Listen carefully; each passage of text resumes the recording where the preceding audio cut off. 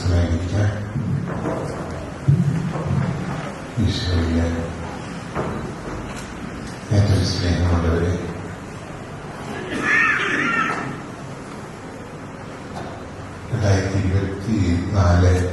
ജനുവരി മാസം 21-ാം തീയതിയും ഇവിടെ ഞാൻ വരികയുണ്ടായി.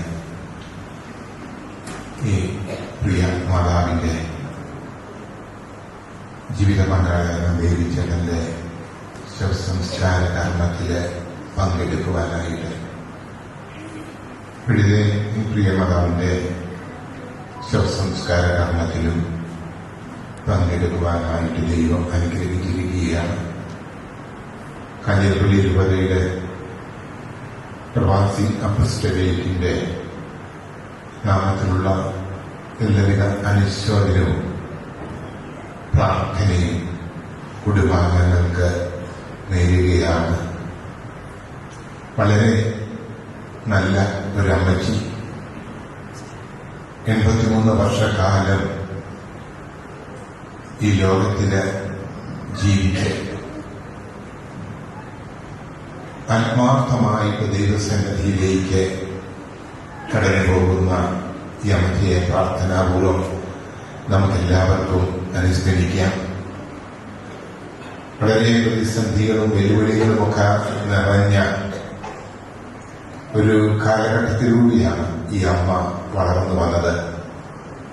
പാമ്പാടിയിലായിരുന്നു. ഓർത്തഡോക്സ് സഭയിലെ അംഗമായിട്ടാണ് ജനിച്ചതും ജീവിച്ചതും വളർന്നതുമെല്ലാം. 1960-കളിലെ മുരിക്കാട്ടുകുടി, ഹൈറേഞ്ചിലെ മുരിക്കാട്ടുകുടിയിലേക്ക് കുടുംബം ഭരിച്ച് നടപ്പെട്ടു. എല്ലാ വിധത്തിലുള്ള ഹൈറേഞ്ചിലുണ്ടാകുന്ന പ്രതിസന്ധികളെയും അതിജീവിച്ചുകൊണ്ട് കർത്താവിനെ ആശ്രയിച്ചുകൊണ്ട് മുന്നോട്ട് നയിച്ച ആ ജീവിതം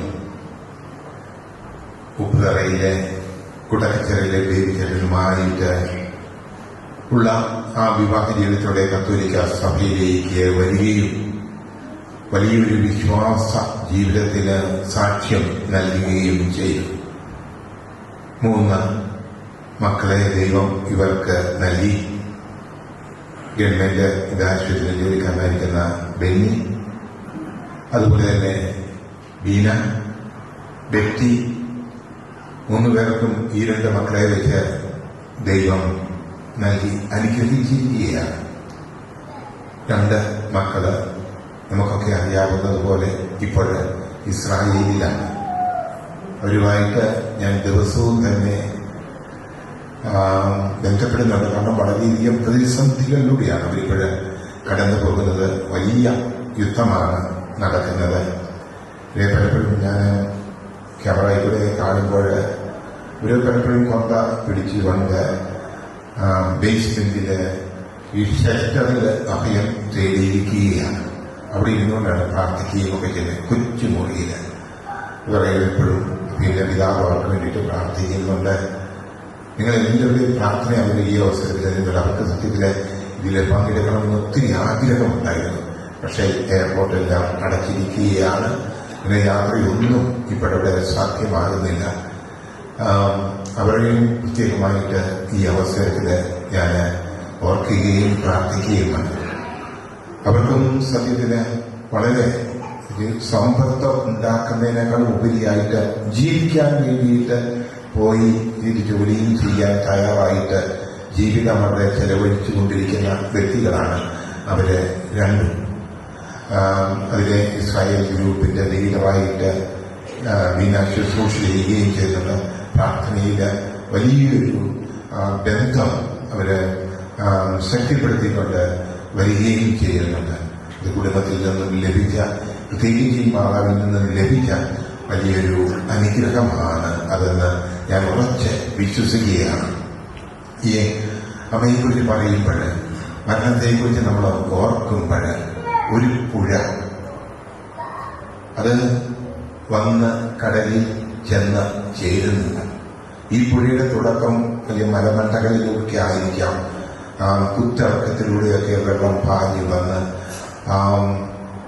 വഴികളിലൂടെ അങ്ങനെ അരുവികളായും പിന്നെ നദിയായും വലിയ പുഴയും ഒക്കെ ആയിട്ട് മാറുമ്പോൾ ഒരു വലിയ ഒരു ഭാവത്തോടുകൂടിയായിരിക്കാം പോകുന്നത്.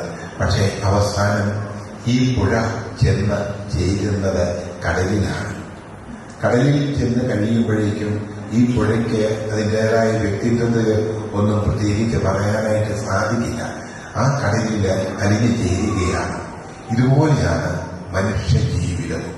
നമ്മളൊക്കെ വ്യക്തിപരമായിട്ട് നോക്കുമ്പോൾ ഒത്തിരി കഴിവുകളും എല്ലാം ഉണ്ട്. പക്ഷെ ഇതെല്ലാം അനന്ത കാരുണ്യവാനായ ആ ദൈവത്തിലേക്ക് മരണത്തിലൂടെ അലിഞ്ഞ് ചേരുമ്പോൾ ദൈവത്തിന്റെ ഭാഗമായിട്ട് നാം ഓരോരുത്തർക്കും മാറുകയാണ്.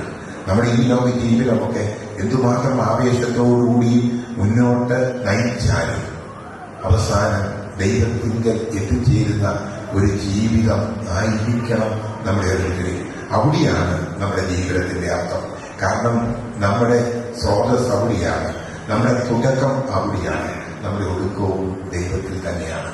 ദൈവത്തിലേക്ക് യാത്രയാകുന്ന ഈ പ്രിയ മാതാവിന് നമുക്ക് അനുശോചനം, കുടുംബാംഗങ്ങൾക്ക് അനുശോചനം ഈ പ്രിയ മാതാവിന് വേണ്ടി പ്രാർത്ഥിക്കാം.